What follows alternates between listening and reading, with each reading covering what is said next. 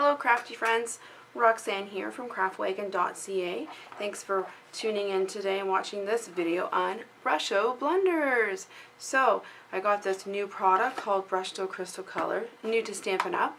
It's been on the market for quite a number of years. And what it is, it's a watercolor pigment powder. So it's concentrated powder with watercolors, so color's very intense. So I watched a few videos. Stampin' Up put out some videos. They showed us some how to use the product. So then I went and played with it, and so I'm just going to show you kind of what happened when I did it. It didn't go as well as I had hoped.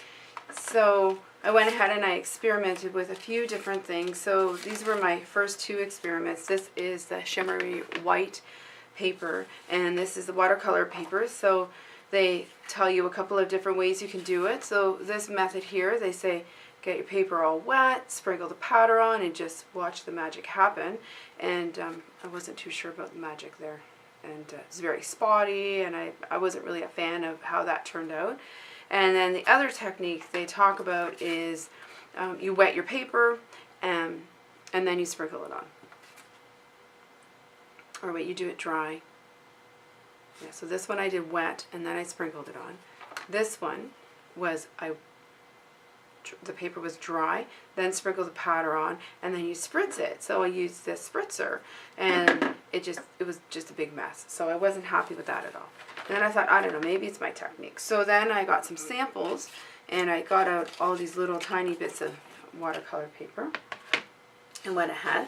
And so I was trying to make different colors. So this one is probably my favorite. So I did the gamboge, which is like an orange, and the brilliant red, and then the yellow. So when that kind of came out, that little sample, I'm like, oh, that looks beautiful. It kind of reminds me of a sunset. So I was happy with that.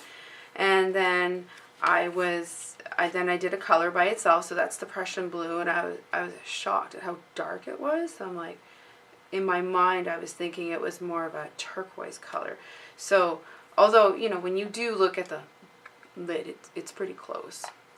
So, you know, I don't know why I was surprised. Then I wanted to make a green. So of course, you know, going back to elementary school, you know, we get some blue, we get some yellow, we mix it up. So this one again, I spritzed it, shimmery white paper.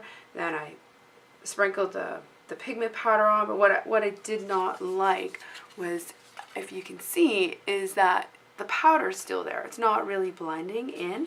So I wasn't really happy about that. I couldn't quite figure out how to get that. So then I made that green, but first I was using the moss green, and when it came out I was like, that is not the green that I thought. And then I'm watching all these videos of green, I'm like, this is not what I thought it would be. But again, when you look at the lid, it pretty much looks like the lid. So moss green is more of a muddy yellowy green.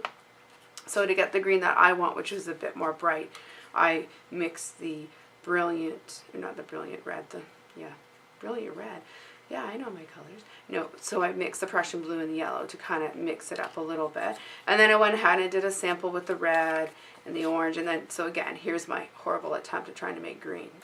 So what I found that works best is that I take my block, and again, you could use your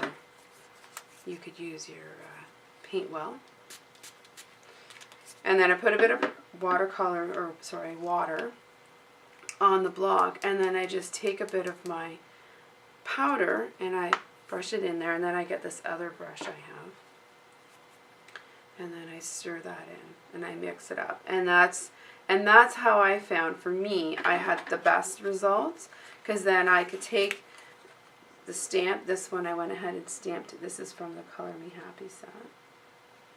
So then I went ahead and I have a lot more control where it's going, and I can use my aqua painter here, because the aqua painter has this really beautiful fine tip.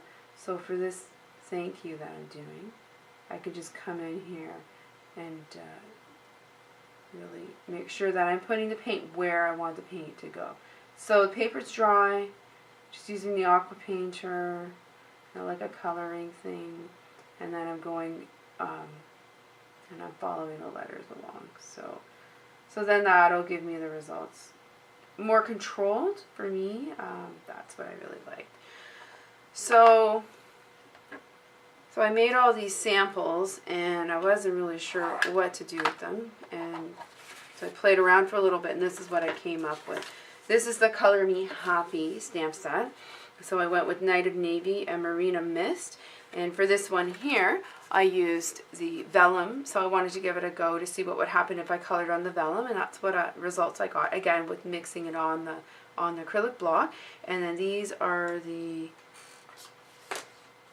glitter enamel dots here, so I use kind of the darker blue for that.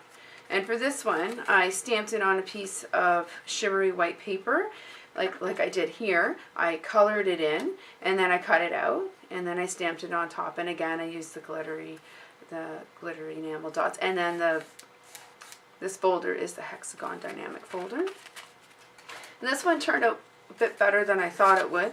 I did this one here. I wanted to try the brilliant red and the yellow together on it. So originally I had just done the flowers, and I thought the white was too stark. So then I added in the yellow, and then I put just a very thin yellow mat. So this one's like about a 1/16 of an inch going around there, or an 1/8 of an inch going all the way around. So just teeny tiny. And then I used the softly falling textures and impressions embossing folder, and then the happy birthday. So all of the stamps I used here came from the Birthday Blooms stamp set. And then I went ahead and just did this one here with the pink. I did leave a bit of the white. Well, it's more pink because it is the brilliant red, but I watered it down, so it gave that pink. And the cardstock I ended up using was the Flirty Flamingo. I found that worked the best. And then this is Smoky Slate.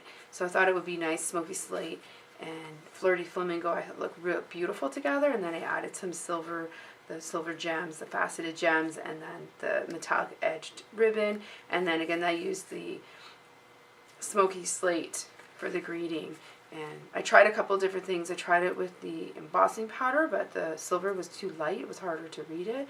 And I tried it on vellum, and you couldn't see the greeting at all. So it was fun to play around with it a little bit. But I think for me, at the end of it, with all of these colors, I think for me the most successful thing for me was to make my own color on my block and then color it in like that. So thanks for watching, and be sure to stay tuned for my future videos. If you like this video, give it a thumbs up.